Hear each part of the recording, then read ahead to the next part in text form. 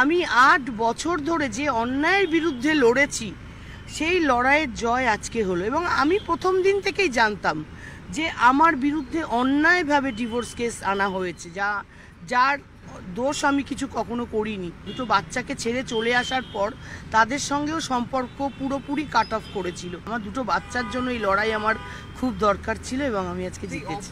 আমি এখনও চাই শোভন চ্যাটার্জি নিজের ভুল বুঝুক, যে উনি ভুল করেছেন। ৮ বছর ধরে উনি নিজের ক্যারিয়ার নষ্ট করে দিয়েছেন নিজের ভুলে। উনি কোথায় ছিলেন সমাজের আপনারা সকলে জানেন, আজকে তার সব শেষ হয়ে গেল।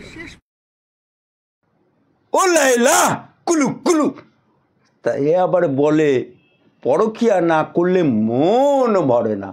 ওদের একটা জলশোভন আছে না, সে তার সিঁদুর দান করা 7 পাকে বাঁধা রাতনা তাকে ছেড়ে দিয়ে এখন ডাগুর ডুকুর চিকুন চাকুন বৈশাখীকে নিয়ে বৈশাখীর প্রেমে পড়ে এখন হাবুডুবু খাচ্ছে।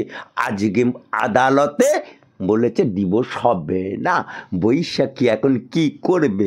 ওই জলশোভনকে তো আর বিয়ে করতে পারবে না, ওই পরকীয়াই করতে হবে।